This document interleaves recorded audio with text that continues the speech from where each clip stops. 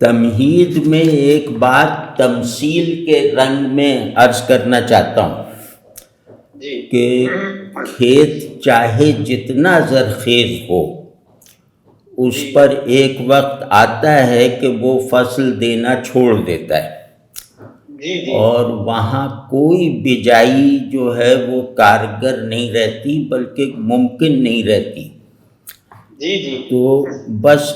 ایسے لگتا ہے جیسے کچھ تماشبین قسم کے لوگ اس پر ہل چلاتے رہتے ہیں، اور وہ بھی کاشتکاری کے لیے نہیں بلکہ اپنے پٹھے وغیرہ مضبوط کرنے کے لیے یا تفریح کے لیے، کیونکہ سن رکھا ہوتا ہے کہ ہل چلانے سے پاؤں مضبوط ہوتے ہیں اور یہ ہوتا ہے وہ ہوتا ہے۔ تو یہ وہ لوگ ہوتے ہیں جو رفتہ رفتہ مطلب ماہر کہلانے لگتے ہیں۔ تو یہ جو بنجر زمین ہے یہ پھر سونا اگل سکتی ہے بشرطے کہ کوئی غیر معمولی تخریبی اور انقلابی واقعہ پیش آ جائے، جیسے سیلاب، جیسے زلزلہ، جیسے بھونچال۔ یہ آئیں گے تو پھر یہ زمین جو ہے وہ دوبارہ سے اپنی زرخیزی کو بحال کرے گی، اس کی تجدید کرے گی۔ تو روایت کا معاملہ بھی، شعری روایت کا یا کہ فکری جس طرح کی بھی روایتیں ہیں، ان کا معاملہ بھی ایسا ہی ہے۔ روایت کو بھی وقفے وقفے سے ایک جیتے جاگتے آتش فشاں کی ضرورت پڑتی رہتی ہے، جس کا لاوا اس کے بانجھ پن کو ختم کرتا ہے، اس کے سکرات کو ختم کرتا ہے۔ یہ جس حالت نزع میں پڑی ہوتی ہے اناڑی تیمارداروں کے ہاتھوں میں، یہ اس سے نجات دلا کر گویا نئی زندگی اسے عطا کرتا ہے۔ آپ جیسے تصور میں لائیں کہ آگ کا ایک فلک بوز فوارہ ہے، وہ کسی باغ، کسی چمنستاں کے وسط میں بلند ہو رہا ہے، تو یہ فوارہ جو ہے یہ بہار اور اس کی لگی بندھی روایت سے باغ کو، چمن کو نجات دلا کر اسے ایسے ایسے رنگوں سے بھر دیتا ہے جو کسی بہار کے اسٹاک میں نہیں ہے۔ یہ ہے ظفر اقبال صاحب کی شاعری کی اہمیت، اور ظفر اقبال صاحب کے تمام شاعرانہ کارناموں کی ایک تمثیل کہ یہ وہ آتش فشاں جو مردہ زمینوں کو زندگی دیتا ہے، وہ آتش فشاں جو آخری آیا ہے ہماری روایت میں، وہ ظفر اقبال ہیں۔ تو اس پہ ذرا غور کیجیے گا تو ان کی شاعری کی افادیت، اس کی نوعیت، اس کی ماہیت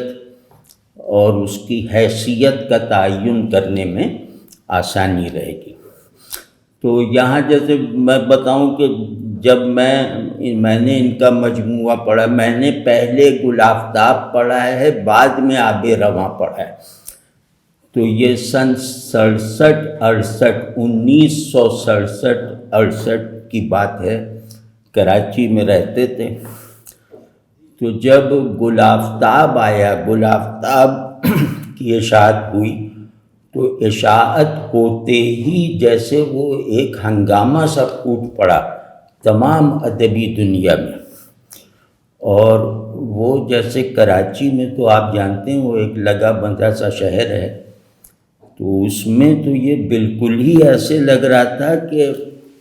کوئی دہشت گرد گھس آیا ہے، مطلب ایسا دہشت گرد جس کے ہاتھ میں بہت سارے بم ہیں اور وہ بازیگروں کی طرح ان سے کھیل رہا ہے اور ادھر ادھر دیکھتا جا رہا ہے کہ یہ بم کہاں جا کے پھوڑوں۔ تو لوگ جو ہیں وہ مطلب زیادہ جو فوری تاثر پیدا ہوا اس کتاب کا کراچی میں، وہ ڈر کا تھا۔ مطلب لوگ جیسے دہشت گرد ہو سامنے آ رہا ہو تو لوگ ڈر جائیں گے، تو وہ ڈر کا تھا۔ اور غیر محفوظ ہونے کا احساس۔ تو لیکن ایک چھوٹا سا طبقہ وہاں ایسا بھی تھا جو ڈرنے کی بجائے ہنس رہا تھا یا اپنے ڈر کو ہنسی سے چھپا رہا تھا۔ کچھ مکار لوگ ہوتے ہیں نا کہ جہاں ڈرنا آدمی ہونے کا ثبوت ہو وہاں وہ ہنسنے لگتے ہیں تاکہ ان کا وہ ڈر جو ہے وہ چھپ جائے جس کو چھپانے کی ضرورت نہیں ہوتی۔ تو یہ وہ لوگ تھے جن کی نظر میں یہ سارا منظر مزاحیہ سا تھا۔ لیکن میں نوجوان تھا، لڑکپن کی عمر تھی، تو مجھ سمیت 2-4 نوجوان ایسے بہرحال تھے جن کے لیے یہ کتاب یعنی گل آفتاب گویا سورہ قیامت کی آواز تھی۔ یہ سورہ قیامت کی آواز میں یہ سمجھ کے کہہ رہا ہوں کہ وہ موت کو مکمل اور زندگی کو شروع کرتی ہے۔ تو وہ جیسے موت کو مرسی کلنگ کرتی ہے اور مسیحائی بھی کرتی ہے، تو یہ آواز جو ہے یہ اتنی خوبصورت اور اتنی ہیبت ناک تھی کہ ہم نے حسن اور ہیبت کا ایسا تجربہ کسی اور کتاب سے نہیں کیا تھا۔ تو اس میں جو ہے ہم لوگ کیونکہ اب لڑکپن کی عمر ہے اس میں شرارتیں بھی کرتے رہتے تھے، بڑوں کے آگے مؤدب بھی رہتے تھے، لیکن اس ادب میں اپنی شرارت کرنے کے کچھ مواقع نکال لیا کرتے تھے۔ تو ہمارا ایک حلقہ تھا جو استاد قسم کے شعراء کا حلقہ تھا۔ وہ جو لوگ کراچی میں رہے ہوں وہ سمجھتے ہیں کہ یہ مضافات کے کچھ شعراء ہوتے ہیں جو استاد کہلاتے ہیں، جیسے استاد عزم اکبر آبادی، استاد عارف رئیسی، اور اس طرح بہت سارے استاد تھے۔ ہمارے سب سے مراسم و تعلقات تھے۔ تو ان میں ایک ماہر القادری صاحب بھی تھے۔ ماہر القادری صاحب سے ہمارے بہت زیادہ تعلقات تھے۔ تو ماہر القادری صاحب جو ہیں وہ ہر چیز کو سب سے پہلے اس عینک سے دیکھتے تھے کہ اس میں زبان کی غلطیاں نکالوں، اور زبان کی غلطیوں یعنی کہ غلطی کا جو تصور تھا ان کا وہ وہی جو ایک وہ روزمرہ غلط نہ ہو، محاورے میں کوئی تعریف نہ ہو، یعنی ایک سطحی سا جو ہے، لیکن وہ اس سے باز نہیں آتے، تو ہر ایک کی زبان کی غلطیاں نکالتے رہتے تھے۔ تو ان کے مجموعے نے تو ان کو جیسے مرتے مرتے بچے وہ، یہ جو گل آفتاب تھا یہ تو مطلب بالکل ہی ان کی یہی سمجھ میں نہیں آیا کہ اس میں غلطی کیا ہے۔ تو جو آدمی صحت اور غلطی کے معیارات کو توڑ پھوڑ دے اور عیب جو لوگوں کو عیب جوئی کے لائق بھی نہ چھوڑے، وہ بہت اہم بات ہوتی ہے۔ تو ماہر القادری صاحب جو ہیں وہ مجھ سے کہنے لگے کہ بھائی یہ کیا ہے، یہ کون سی زبان ہے، اور یہ مطلب یہ کون صاحب ہیں۔ اب میں ان کے بارے میں تو نہیں جانتا تھا، اور اس زمانے میں اس طرح کے وہ بھی نہیں تھے موبائل وغیرہ کے لوگ ایک دوسرے سے جلدی متعارف ہو جایا کریں۔ تو میں نے کہا یہ کوئی شاعر ہیں، لاہور میں رہتے ہیں، اور ان کی کچھ چیزیں ہیں وہ میں آپ کو سناتا ہوں۔ تو مجھے اس کے ایسے ایسے شعر یاد تھے گل آفتاب کے جس کے بارے میں مجھے شبہ رہتا تھا کہ اس کا تلفظ میں صحیح کر رہا ہوں یا نہیں۔ تو مزے محکم الف انجیر نے کے اس طرح کے، تو یہ کچھ شعر میں نے انہیں سنائے تو وہ بالکل ہی جیسے ان کا چہرہ کبھی سرخ ہو غصے سے اور کبھی زرد ہو افسوس سے۔ تو کہنے بھئی تمہاری کیا رائے ہے ان کے بارے میں؟ تو میں شرارتاً 2-3 شعر لکھ کر گیا تھا ماہر صاحب کے پاس کہ میں اپنی رائے ظفر اقبال صاحب کے بارے میں ان کے سامنے عرض کروں، انہیں چھیڑنے کے لیے، انہیں غصہ دلانے کے لیے۔ تو ماہر القادری صاحب جیسے کہ وہ تھے، وہ اقبال کے بہت عاشق اور بہت قائل، تو یہ ذرا ذہن میں رہے کہ وہ اقبال کے برابر کا شاعر کسی کو نہیں مانتے تھے۔ تو ایک شعر مجھے یاد رہ گیا، باقی نہیں، لیکن بہرحال وہ ایک شعر ہی ایسا تھا کہ اندازہ لگایا جا سکتا ہے کہ ان بزرگوں پہ کیا بیتی ہوگی، کہ در صف شاعراں ظفر اقبال،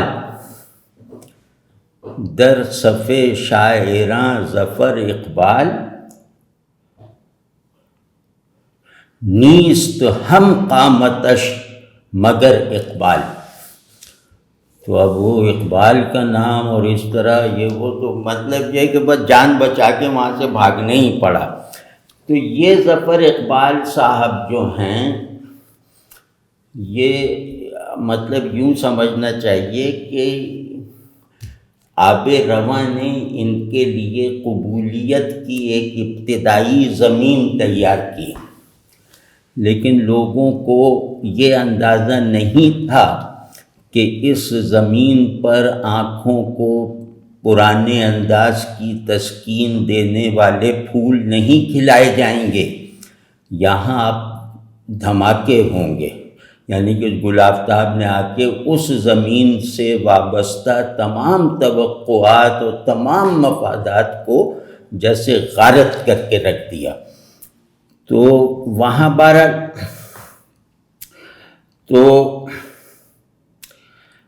یہ مطلب یہ ایسے عرض کر رہا ہوں، پرانا زمانہ جیسے یاد آ گیا، اور اس زمانے میں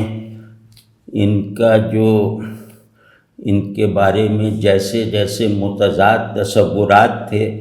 وہ یاد آ گئے، اور بلکہ یہ کہ ان کی وجہ سے دوستی دشمنی کا تعلق ہونے لگا۔ یعنی کم از کم میرا تجربہ یہی ہے کہ ان کی وجہ سے کچھ لوگوں سے ترک تعلق بھی ہوا، کچھ لوگوں سے پہلے ترک تعلق تھا وہ بحال ہو گیا، کہ وہ مطلب یہ عجیب طرح کی گھر گھر میں جیسے کوئی آدمی ہنگامہ پیدا کر دے نا، یہ اس طرح کے شاعر ہیں اور تھے۔ تو اب میں اگر اجازت ہو تو میں پہلے ایک جیسے ایک تمہید سی ایسی بنا دوں کہ جس کے بعد ہم ترتیب سے ان کی کتابوں کی ترتیب سے آگے بڑھیں گے، اور یہ سلسلہ جو ہے یہ شاید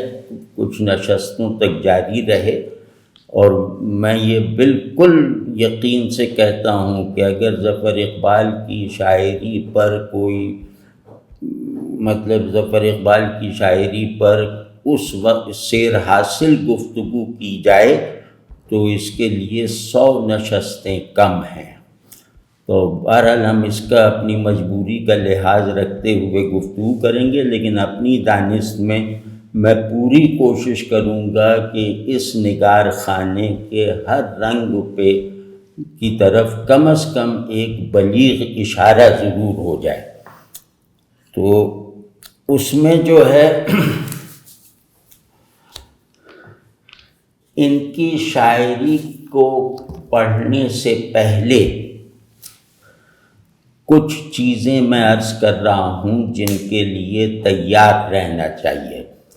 یا جن سے پہلے آپ مانوس ہو جائیں تو ان کی شاعری جیسے آپ کے لیے اپنا مطلب اس کے ہزارہ دروازے ہیں تو کوئی ایک آدھ کھڑکی بہرحال کھول دے گے۔ وہ میں عرض کر رہا ہوں وہ نکات ہیں۔ ایک تو یہ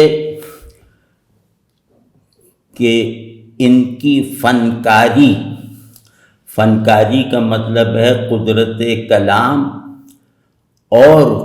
جو قوانین شعر ہیں، قوانین کلام ہیں، ان پر دسترس لیکن تصرف کے ساتھ۔ تو ان کے یہاں فنکاری اپنے کلاسیکی لوازم کے ساتھ، جیسا کہ شمس الرحمن فاروقی نے بہت بجا طور پہ کہا کہ ان کے یہاں کلاسیکی صلابت ہے، ان کی شاعری کو ہر صورت میں کلاسیکی معیارات پہ پرکھا جا سکتا ہے۔ تو ہم یہ کہتے ہیں کہ ان کی فنکاری خود جیسے فن کو اس کے قواعد کو اس کے صحیح اور غلط کے تصورات کو، اس کے معیارات کو منقلب کر دیتی ہے، اور ایسا ہوتے ہوئے آپ کو یہ محسوس نہیں ہوگا کہ یہ کسی اناڑی آدمی کی طرف سے توڑ پھوڑ ہے قاعدوں ضابطوں کی، بلکہ یوں لگے گا کہ جیسے یہ ان گھوڑوں کو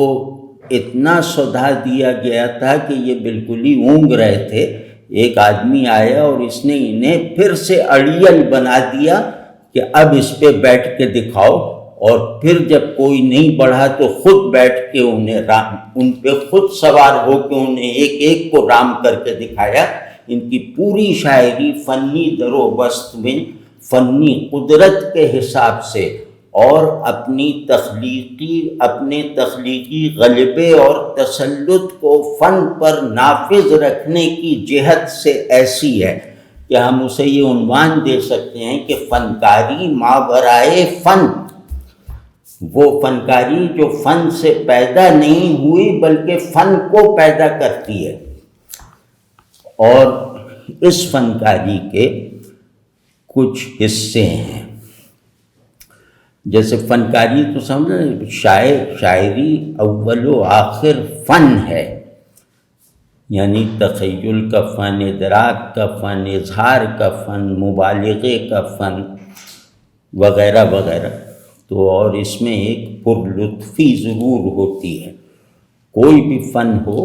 اس میں پرلطفی ہونی چاہیے، اس میں کشش ہونی چاہیے، جبھی وہ جمالیاتی فنون کی فہرست میں اپنی جگہ بنا سکتا ہے۔ جمالیات نام ہے ایک ایسی فرحت کا جو ذہن کی اعلیٰ ترین سرگرمیوں میں بھی اس کی ضرورت بنی رہے، اس کے لیے پسندیدہ بنی رہے۔ تو یہ بھی ان کے یہاں ہے، وہ خیر وہ وقتاً فوقتاً دیکھیں گے۔ دوسرا جو ان کا رخ ہے فن کے ہی حوالے سے، وہ یہ ہے کہ یہ ہمارے غالب نے ایک حد تک کیا تھا، لیکن غالب نے تخریب نہیں کی۔ یہ غالباً ہماری روایت میں وہ آدمی ہیں جنہوں نے زبان کے سیمینٹکس کی، زبان کے پوئٹکس کی تخریب اور تعمیر کو جیسے متحد رکھا۔ ان کی ہر تعمیر میں کوئی تخریب ہے اور ہر تخریب میں تعمیر ہے، تو انہوں نے گویا ایک ایسا نقطہ دریافت کر لیا، مطلب اپنے کانٹینٹ کے حساب سے، اپنے اسلوب کے حساب سے، زبان کے ساتھ اپنے تعلق کے اعتبار سے، زندگی کے بارے میں اپنے تصورات کی نئی جہتوں کے رخ سے ایک ایسا رخ اختیار کر لیا کہ پرانا پن نیا پن بننے کے عمل میں جیسے داخل ہو گیا۔ تو آپ دیکھیں جیسے واشنگ مشین میں کپڑے کو دھوئیں تو وہ لگتا ہے کہ صفائی اور اس کی یعنی کہ صفائی اور کیا کہتے ہیں اس کپڑے کو مارا بھی جا رہا ہے اور اس پر احسان بھی کیا جا رہا ہے، مطلب اس طرح کا کچھ سوچ لیجیے۔ تو یہ جو عمل ہے، یہ جو پیراڈاکس ہے کہ بلا فصل تخریب و تعمیر، یہ اگر کسی کے بارے میں کہا جا سکتا ہے تو وہ یہ صاحب ہیں جو بیٹھے ہوئے، تو اور یہ اتنا بڑا کارنامہ ہے کہ یہ مطلب بڑی بڑی روایتوں کے بانی لوگوں کے یہاں ہی نظر آ سکتا ہے۔ اگر آدمی روایت کے تسلسل کو روک کر ایک نئی روایت کے تسلسل کی داغ بیل ڈالے تو اس کے یہاں یہ قدرت دکھائی دے گی، یا اسے اس قدرت کا حامل ہونا ضروری ہے۔ کہ وہ پہلے کی تردید کرے، دوسرے کی تعمیر کرے۔ تو اب یہ میں ابھی نکتے ہیں، ان کو کھولیں گے وقتاً فوقتاً، مطلب حوالوں کے ساتھ۔ تیسری چیز جو ہے، جو ان کا امتیاز ہے اور اس کا پیشگی لحاظ رکھے بغیر ان کے شعر سے محظوظ نہیں ہوا جا سکتا یا اس کا قاری نہیں بنا جا سکتا، وہ ہے کہ انہوں نے تخلیقی عمل جیسے شاعری کی اور تنقید کی ایک معروف اصطلاح ہے، کریٹو ایکٹ، تو انہوں نے شعر کی تخلیق کے عمل کے جو بیشتر معروف بنیادی عناصر ہیں، مثلاً خیال ہے، مثلاً استعارہ سازی کی قوت ہے، مثلاً تشبیہ دینے کی صلاحیت ہے، مثلاً لفظوں میں نئی نسبتیں پیدا کرنے کی قدرت ہے، تو یہ سب جو ہیں یہ تخلیقی عمل کے عناصر ہیں، ضروری عناصر ہیں۔ انہوں نے ان تمام کلاسیکی عناصر جو بنیادی حیثیت رکھتے ہیں تخلیقی عمل میں، یعنی شاعری کے وجود میں آنے کے بیسک اسباب، ان سب کو جو ہے وہ ری فارم بھی کیا اور ان سب کو ان کا کانٹینٹ اپنی طرف سے فراہم کیا ہے، لفظ بھی اپنا دیا اور اس لفظ میں معنی بھی اپنے ڈالے، اور اتنے بڑے تضاد کو پیدا کر کے بھی وہ کلاسیکی تخلیق عمل کے کلاسیکی کانٹیکسٹ کے لیے قابل رشک ہی رہے۔ تو آپ ذرا سوچئے کہ جو آدمی دیوار کو گرا رہا ہے اور دیوار اس کو رشک سے دیکھ رہی ہے، بعض دیواریں ایسی ہوتی ہیں نا کہ میں جا کے قلعے کی دیوار کو گھونسا مار کے گرا دوں تو وہ دیوار اپنا گرنا بعد میں محسوس کرے گی، حیرت میں پہلے ہوگی، رشک پہلے کرے گی کہ بتاؤ اس نے اس طرح ہمیں گرا دیا۔ انہوں نے کلاسیک کے ساتھ یہی کیا ہے، تو اور نئی روح پھونک دی۔ مطلب یہ کہ تخیل کی تعریف کیا ہے؟ اب تخیل کی ایک معروف اور متفقہ تعریف ہے۔ استعارہ کسے کہتے ہیں؟ استعارے کی کتنی قسمیں ہیں؟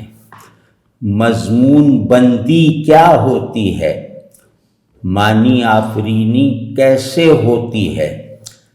یہ سب چیزیں اپنے عنوان کے ساتھ اور اپنے نئے کانٹینٹ کے ساتھ ان کے یہاں اس سطح پر موجود ہیں کہ معنی آفرینی کے پورے ڈسکورس اور ان سب چیزوں کی تمام تفصیل سے آگاہ آدمی جو ہے وہ ہیبت زدہ رہ جاتا ہے۔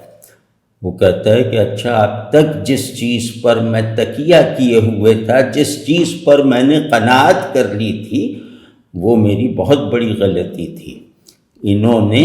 آ کر میرے افلاس کا ازالہ کیا ہے۔ تو یہ بھی جو لوگ کلاسیکی شعریات سے واقف ہوں تو وہ اس بات کی قدر و قیمت سمجھ سکتے ہیں۔ تو اب ایک اصولی بات، یہ نقطے میں نے نوٹ کر رکھیں، یہ کئی ہیں، کتنے کیا نام ہے، 9-10 ہیں، لیکن یہ کہ اس میں اب ایک اصولی بات کہہ رہا ہوں کہ ہر اہم شاعر جو ہے، یا یوں کہہ لیں کہ اہم شاعروں میں بھی ایسے شعراء بہت تھوڑے ہوتے ہیں جو 3 سوالات کو سہار سکیں اور ان کے اپنے طرف سے جوابات فراہم کر سکیں۔ جو شاعر ان 3 سوالوں کا جواب بنا دیتا ہے، نیا اور منفرد جواب بنا دیتا ہے اپنی شاعری کو، وہ اہم شاعر ہے، وہ بڑا شاعر ہے۔ اور وہ 3 سوالات ہیں، زبان کیا ہے، لفظ کیا ہے اور معنی کیا ہے۔ سارا مطلب ہمارا پورا نظام شعور جو ہے وہ انہی 3 سوالوں کی گونج سے بھرا ہوا ہے۔ یہ بہت بیسک سوالات ہیں نا۔ تو انہوں نے ان تینوں سوالات کے جوابات جیسے مجسم کر دیے ہیں، اور ایک ایک سوال کے کئی جوابات فراہم کیے ہیں۔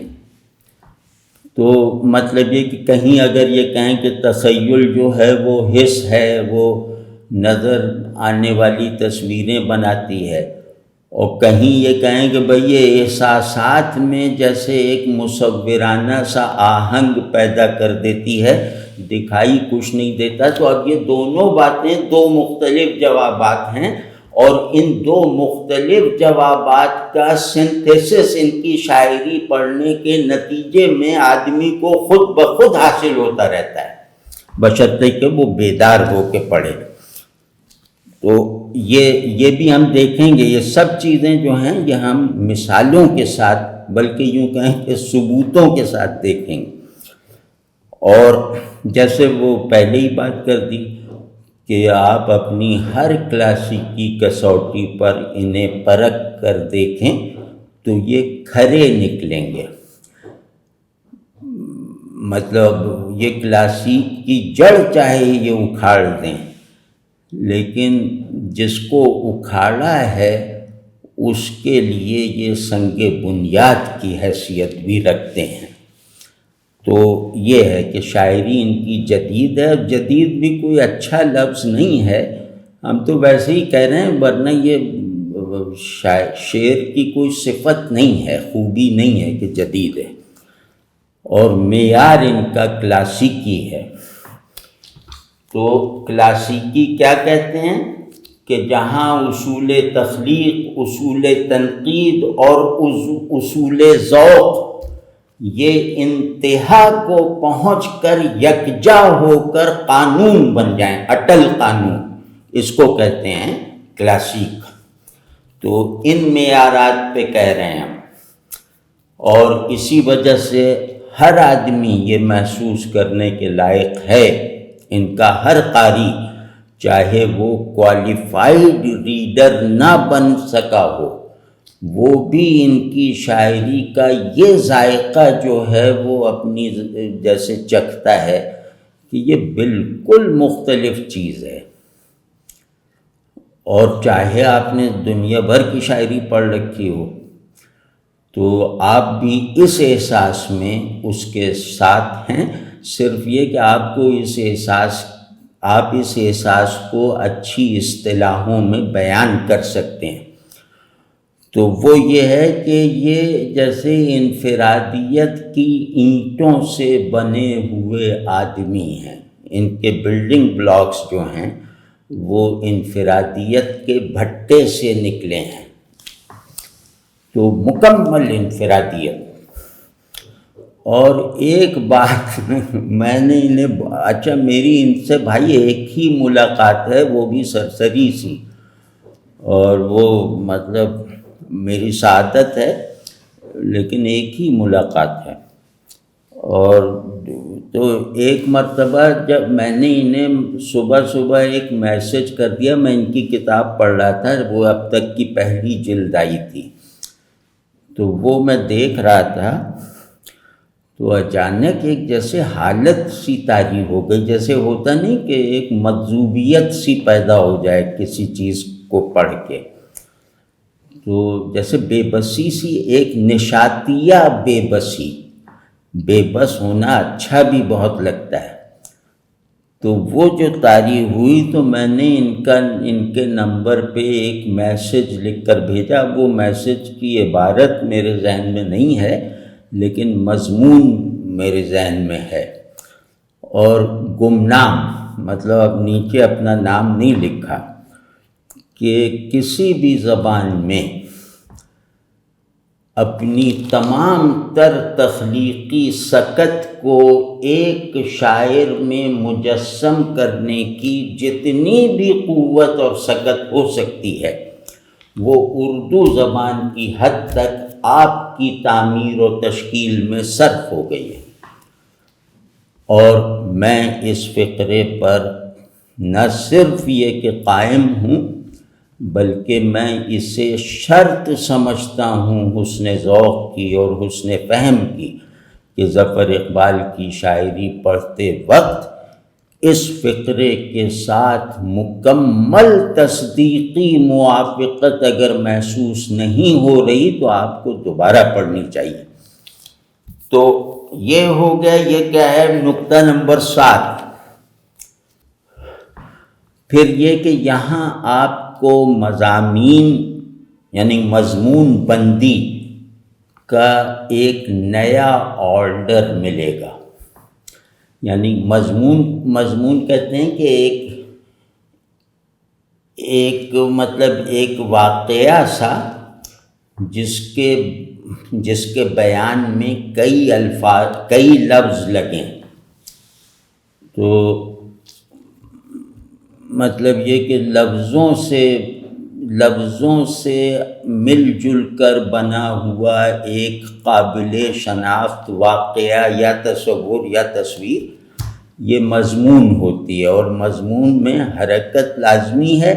معنی میں سکون ضروری ہے، معنی کرسٹلائز ہوتے ہیں اور شعر سے زیادہ ہوتے ہیں، اور مضمون جو ہے وہ شعر میں ہوتا ہے اور شعر اس کا احاطہ کیے ہوئے ہوتا ہے، معنی کی طرف اشارہ کرتا ہے۔ تو ان کے یہاں مضمون بندی کی جو تکنیک ہے وہ اور اس کی جو بنت ہے، یہ مضمون کو جس طرح بنتے ہیں وہ اپنی پہلے کوئی نظیر کوئی روایت نہیں رکھتی۔ تو مضمون بندی میں ان کے مضامین کے بارے میں پہلے سے ایک اطمینان اور اعتماد رکھتے ہوئے جائیں کہ یہاں مضمون چاہے کسی پہلو سے پچھلے کسی مضمون سے مشابہت رکھتا ہو مگر اس میں نئے پن کا عنصر اس مشابہت پہ غالب ہوگا، اس یقین کے ساتھ آپ کو انہیں پڑھنا چاہیے، وہ آب رواں کے ابتدائی حصے کو چھوڑ کر۔ پھر ان کی جو قدرت کلام وغیرہ ہے اور فن کا فہم جو ہے اور فن پر تصرف جو ہے زبان پر وہ اگر دیکھنا ہو تو میری سب سے گزارش یہ ہے کہ ان کے کچھ کالم چھپے تھے جن کا وہ تھا کہ دیوان غالب مرمت شدہ، میرے خیال میں اس کو کتاب بن کے پھیلنا چاہیے تھا، اور وہ ہمارے تنقیدی روایت میں ایک بہت قیمتی جہت کا اضافہ ہے۔ تو وہ ذرا آپ دیکھیے گا، وہ کالم، یا مجھے نہیں معلوم کہ وہ جمع ہو کے چھپ چکے ہیں یا نہیں، لیکن بہرحال وہ مل جائیں گے تو وہ ذرا دیکھیے گا۔ تو جو غالب کے ڈینٹس نکال سکے تو اس کے قدرت تخیل، معنی آفرینی کی صلاحیت، لفظ پر دسترس میں کیا شبہ ہو سکتا ہے، اور اکثر جگہ یہ ٹھیک ہیں۔ تو اب ہم اب باقاعدہ جو سلسلہ شروع کریں گے وہ اب مطلب باعتبار ادوار کریں گے، اس میں نسبتاً آسانی رہے گی۔ وہ یہ کہ ان کی شعر گوئی کے ادوار ہیں، اور ادوار کا مطلب یہ ہے کہ ان کا ایک دور مکمل ہوتے ہوتے اپنے آخری لمحے میں اگلے دور کا بیج جیسے اس میں یہ ڈال دیتے ہیں، ایک پڑاؤ کو چھوڑتے ہیں تو اس پڑاؤ میں منزل کی نشانی بننے کی صلاحیت چھوڑ جاتے ہیں۔ تو آپ سمجھ رہے ہیں نا یہ بات؟ تو ان کے اس طرح کے کچھ ادوار ہیں، جو مربوط ہیں، لیکن یہ ربط بحالت نفی ہے، مطلب ان کا ہر دور دوسرے کی نفی پر جیسے تلا ہوا ہے۔ تو خیر ایک ان کا سادہ دور ہے، سادہ دور سے مراد یہ کہ اس کی شعریات سے ہم مانوس ہیں اور اس میں مطلب مزہ آئے گا، اور اس کو سمجھنے اور اس میں جو ہے وہ ہمیں کسی نئے پرسپیکٹو کو بنانے یا اسے جاننے کی ضرورت نہیں پڑے۔ وہ تو ان کا ابتدائی جو مبتدیانہ دور ہے اس کو ہم کہہ رہے ہیں سادہ دور، کہ جس میں ان کی انفرادیت لہجے میں تو ہے، مضامین میں نہیں۔ اس کے بعد ان کا جو دوسرا دور ہے جو وہ گرم ہے سے شروع ہوتا ہے، وہ غزل ہے نا، اگر سر گرم ہے وہاں سے شروع ہوتا ہے اور گل آفتاب کی پیدائش کا سبب بنتا ہے، اس کو ہم کہہ رہے ہیں پیچیدہ دور۔ تو پیچیدگی اس وجہ سے ہے کہ ابھی اس اظہار کو وجود میں لانے والا پورا ادراکی اور تخلیقی سسٹم اور نظام وہ ہماری آنکھ سے اوجھل ہے، تو ہم اس سے محظوظ ہوتے رہنے کی حالت میں بھی اسے سمجھ نہ سکنے کے ایک لذیذ احساس میں گھرے رہتے ہیں۔ تو یہ اس کو کہہ رہے ہیں پیچیدہ دور۔ کہ پھر موج ہوا پیچاں اے میر نظر آئی، شاید کہ بہار آئی زنجیر نظر آئی، اس طرح کی پیچیدگی، جمالیاتی پیچیدگی۔ اور یہ میر کا شعر ایسے ہی زبان پہ آ گیا، ان کی اگر کسی سے واقعی بہت گہری مناسبت ہے اور اگر کسی کو یکساں اصولوں پر پرکھنا چاہیے تو وہ ان کی ویسی مشابہت میر سے ہے۔ تو وہ خیر وہ دوسری بات ہے، وہ کہیں اور نہ نکل جائیں۔ تو ایک پیچیدہ دور ہے۔ پیچیدہ دور مطلب اب چیزیں جو ہیں وہ سمپل نہیں رہیں، بلکہ چیزوں میں ایک ایسی ندرت پیدا ہو گئی ہے جن کے سمپلیفائی ہونے کا کوئی امکان نہیں ہے، اور جن کے سمپلیفائی نہ ہو سکنے کا احساس ہی ان پہ واہ واہ کرواتا ہے۔ وہ بھی ہم مثالوں سے دیکھیں گے۔ تو پیچیدہ دور سمجھیں کہ گل آفتاب، یہ جیسے ایسی گنجلک کتاب اور مفہوم بنے بغیر محسوس ہونے والی کتاب کہ وہ جیسے ذہن کا عادی نہیں رہنے دیتی۔ کسی بڑی ایکٹیویٹی کو رسپونڈ کرنے کے لیے وہ ذہن سے بے نیاز رکھتی ہے،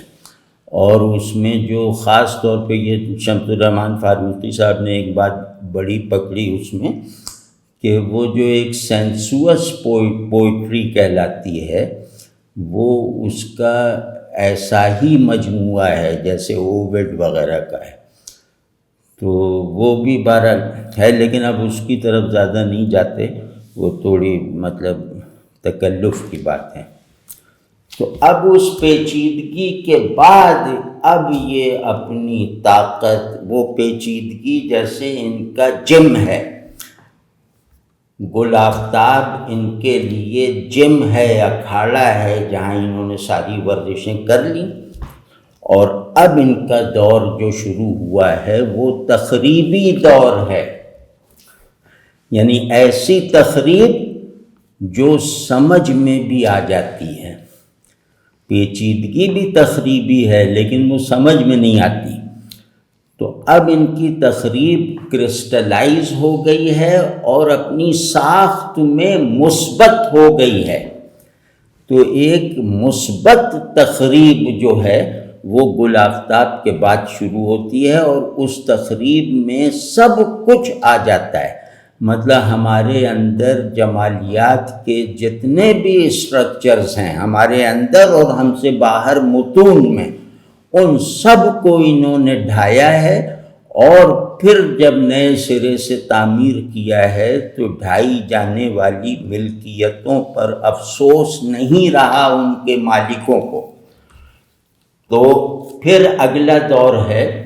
تعمیری دور۔ یہ لسٹ میں وہ کتابوں میں جب ہم رفتہ رفتہ پڑھیں گے نا تو ہر جگہ میں اس سے مدد لوں گا کہ دیکھیے یہ وہ دور ہے۔ پھر اگلا دور ہے تعمیری دور۔ تعمیری دور کا مطلب یہ نہیں ہے کہ انہوں نے وہ جو کچھ توڑ پھوڑ کر کے وہیں بنا دیا یا اسی ملبے سے اس عمارت کو نئے سرے سے تعمیر کر دیا، وہ بھی بڑی بات ہوتی، لیکن ایسا نہیں ہے۔ یہ تعمیری دور گویا بنیاد کھودنے سے اور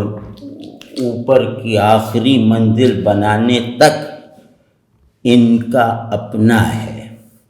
اس میں جو سامان لگا ہے وہ ان کا اپنا بنایا ہوا ہے۔ اس کا جو بھی نقشہ بنا ہے، بہت ہی زیادہ کمرے ہیں، بہت گھنی عمارت ہے، تو ہر کمرہ دوسرے سے مختلف، ایک بھول بھلیاں سی بھی ہے۔ تو یہ سب کچھ انہوں نے اپنے نقشے پر بنایا ہے، پرانے آرکیٹیکچر سے بھی کوئی مدد نہیں لی۔ تو اس کو میں کہہ رہا ہوں تعمیری دور۔ پھر آگے وہ خیر مذاق میں کہہ رہا ہوں، لیکن وہ ہے تبلیغی دور، کہ اب انہوں نے شاعری کو زندہ رکھنے والی جو چیزیں ہیں ان چیزوں کی تبلیغ شروع کر دی۔ تبلیغ کا مطلب زبان سے کوئی بات پہنچانے تک محدود نہیں ہے، تبلیغ کا مطلب ہے پوری طرح پہنچانا کوئی چیز۔ تو انہوں نے نئی روایت کو اپنے پھیلاؤ کے لیے جن عناصر کو پھیلانے کی ضرورت تھی وہ انہوں نے اس دور میں پھیلانے شروع کر دیے، یعنی یہ ہمارے ایک پیدا ہوتی ہوئی نئی روایت کے تخلیقی ضمیر سے اٹھنے والا جو ایک وہ ہے باڑھ،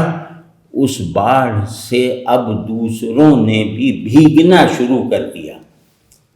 یہ وہ دور ہے جس کو اگر کہا جائے کہ یہ اردو شاعری پر احسان عظیم ہے،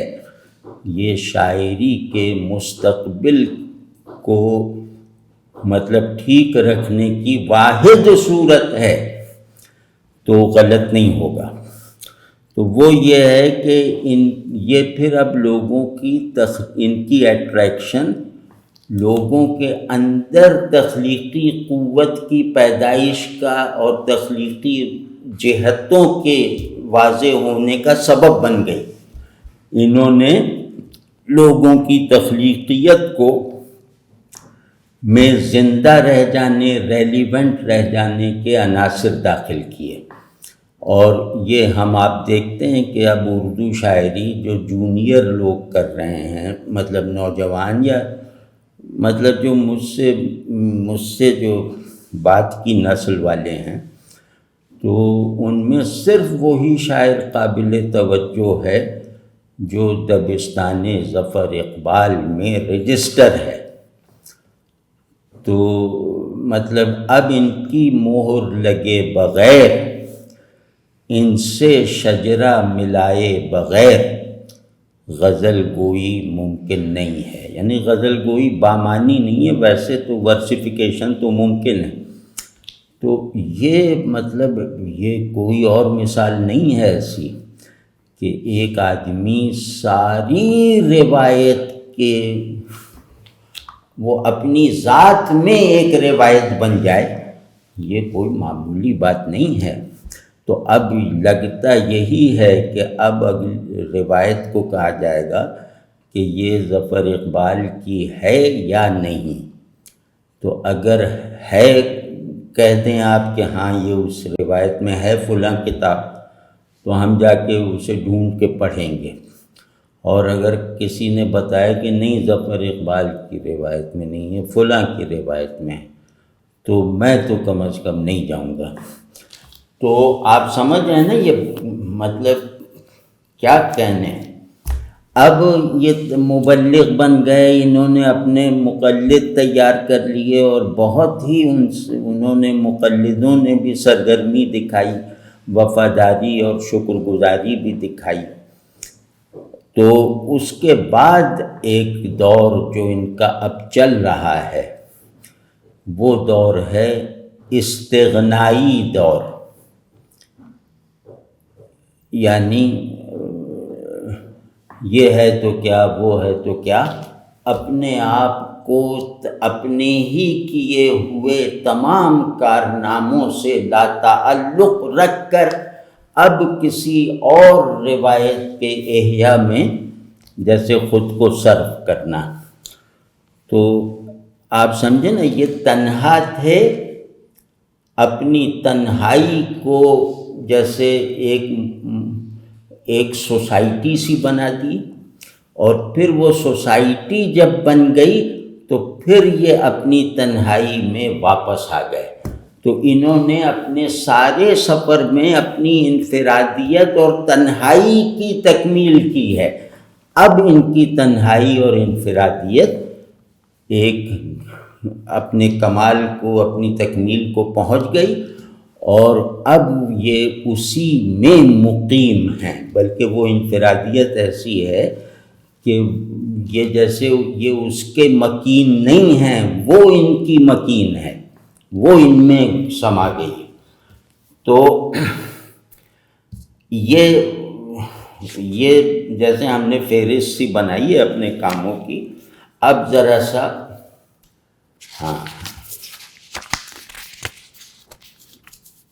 اب تک جلد اول کتاب آب رواں، اور اس پہ دیباچہ غالباً سلیم الرحمن صاحب کا ہے۔ سلیم الرحمن دوسرا عجوبہ ہیں، وہ بہت بڑے آدمی ہیں نظم میں۔ تو اللہ کی مہربانی ہے کہ میں نے دونوں انتہائی منفرد لوگوں کے ساتھ اپنے تعلق کا اظہار اپنے بس بھر بہرحال کر دیا۔ تو اب مثال طور پہ ہم یہ شعر اب وہ پڑھیں گے جو ممکن ہے کہ بہت مشہور نہ ہوئے ہوں، لیکن آب رواں میں ہم وہ چیزیں دیکھیں گے جس میں یہ ایک مناسبت رکھتے ہوئے ہم خیالی اور ہم ذوقی کی فضا میں رہتے ہوئے اپنی انفرادیت کا اظہار کر رہے ہیں۔ وہ انفرادیت اسلوب میں بھی ہو سکتی ہے، وہ انفرادیت لفظوں کے برتنے میں بھی ہو سکتی ہے، وہ انفرادیت شعر سے بننے والی تصویر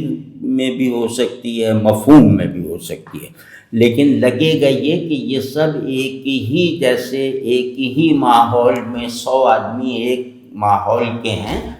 ان 100 میں سے ایک صاحب ہیں جو باقی 99 سے جزوی طور پر یا گلمپسز کی صورت میں مختلف اور منفرد ہیں۔ دیکھیے ذرا، یہ 2 شعر ایک غزل کے ہیں کہ تختہ لالہ کی ہر شمع فروزاں جانے، کس بھلاوے میں مجھے دیکھ کے لہرائی ہے۔ تختہ لالہ کی ہر شمع فروزاں جانے، کس بھلاوے میں مجھے دیکھ کے لہرائی ہے۔ اب آپ ذرا اس میں غور کریے، یہ ان کی ظاہر نوجوانی کا کلام ہوگا، تو ذرا غور کیجئے کہ لالے کو چراغ سے تشبیہ روایت میں دی گئی ہے، خاص طور پہ اقبال کے یہاں اور بھی۔ تو لیکن لالے اور شمع، گلے لالہ اور شمع کو ایک دوسرے سے ممتاز رکھتے ہوئے، یعنی ایک دوسرے کا مشبہ اور مشبہ بہی بنائے بغیر ایک ہی سچویشن میں دکھانا، اور ان کے درمیان استعارے اور تشبیہ کی نسبت کو توڑ کر انہیں دو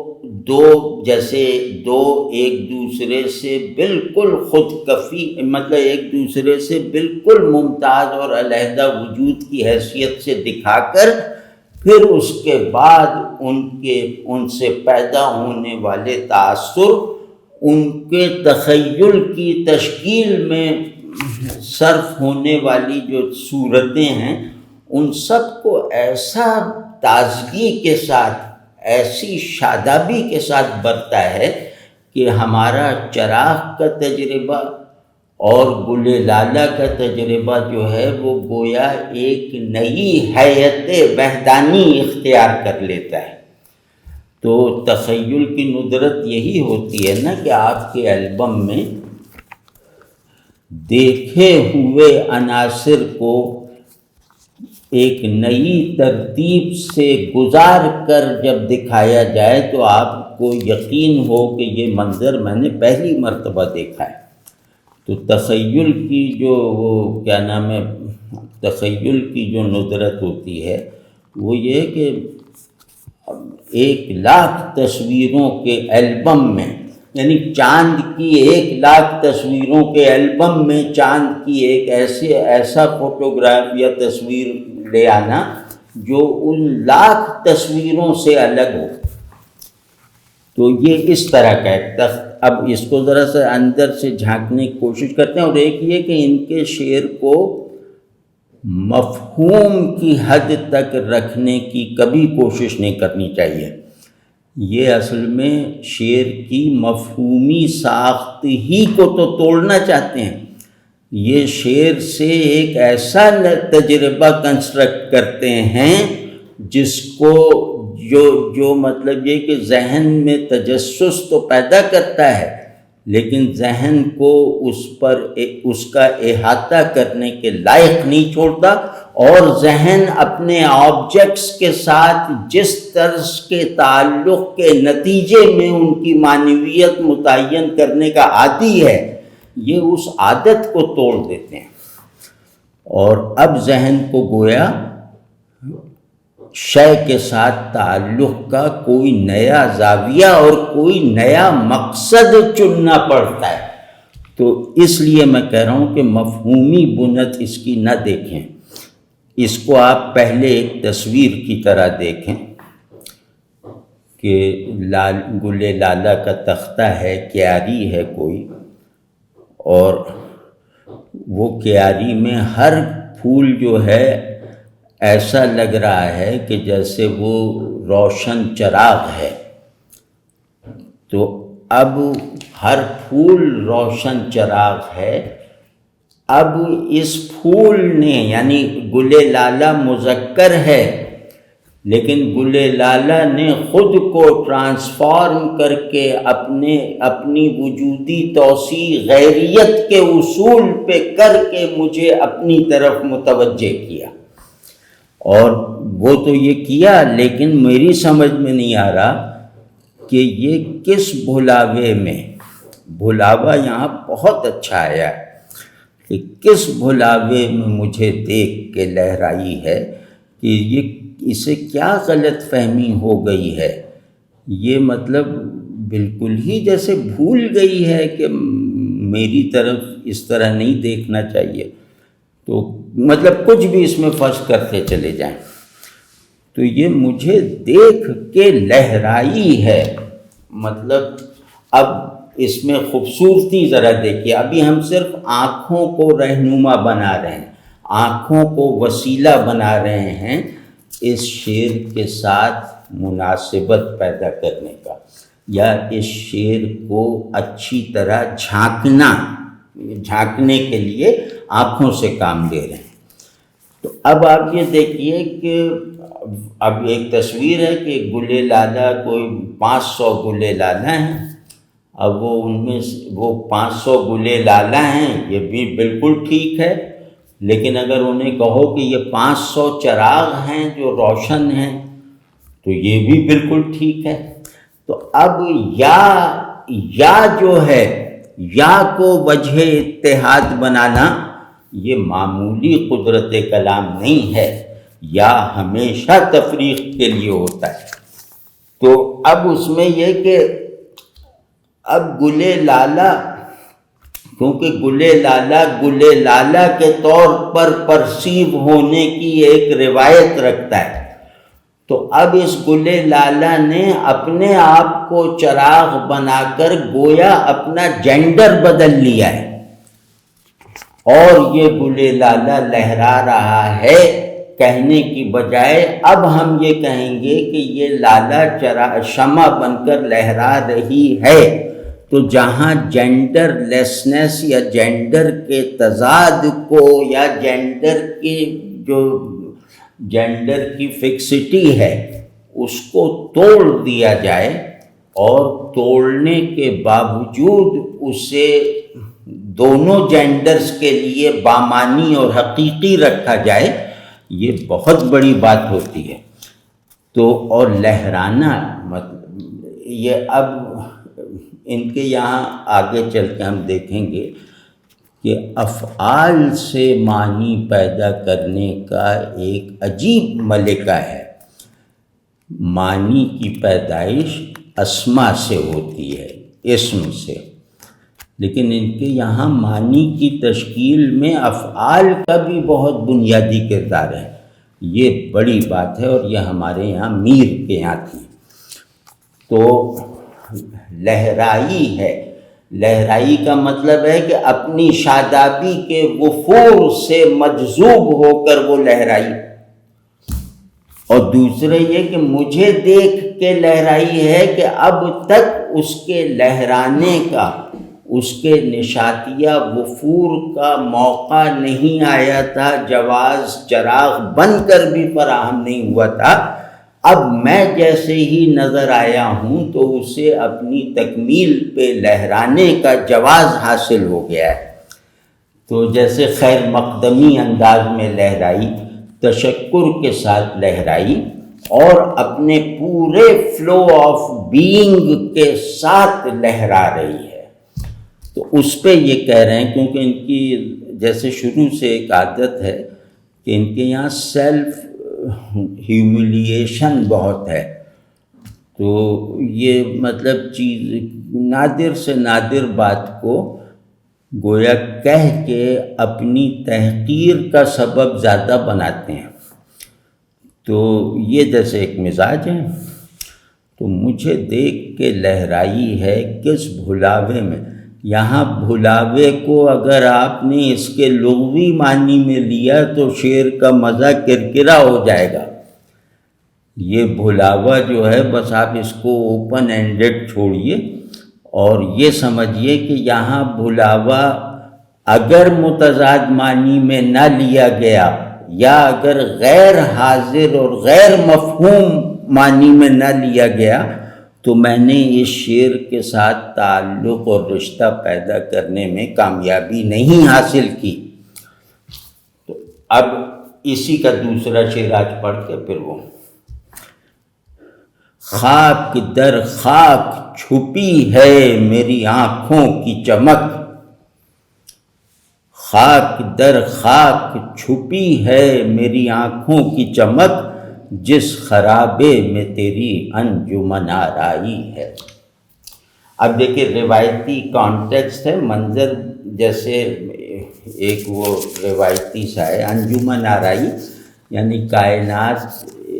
انجمن آرائی کی جگہ ہے محبوب کے، یہ ایک روایتی مضمون ہے، بل مضمون کا مطلب یہ ایک بڑی تھیوری، بڑا عقیدہ ہے۔ تو اب اس میں انہوں نے دیکھیے اتنے جو ہولسٹک تصورات ہوتے ہیں، ان میں اپنے آپ کو، ان میں کوئی نیا پہلو نکال لینا بڑا مشکل کام ہوتا ہے، یا یونیورسل کو پرسنلائز کرنا بہت مشکل کام ہوتا ہے۔ تو اب یہ دیکھیے کیسے کہہ رہے ہیں کہ اب یہ تو بات واضح ہے کہ ایک صحرا ہے جہاں محبوب کی یا جو مخاطب ہے وہ انجمن آرا ہے، مطلب یہ ایک صحرا ہے جو اس کی مجلس ہے، اس کی انجمن آرائی وہاں ہوتی ہے، وہ وہاں انجمن سجاتا ہے۔ اب یہ کہہ رہے ہیں کہ میں اس انجمن کا حصہ نہیں ہوں، لیکن میرا نہ ہونا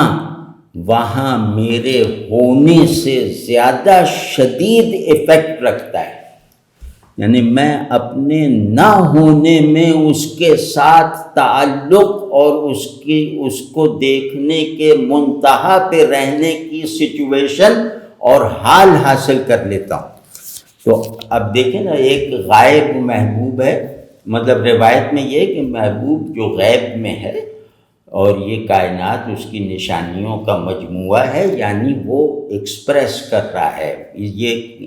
کائنات کی ہر چیز اس کی جلوہ گاہوں کی حیثیت رکھتی ہے۔ تو اب یہ کہہ رہے ہیں کہ اب میں تو یہاں نہیں ہوں، مطلب یہاں نہیں ہوں جہاں سب جمع ہیں،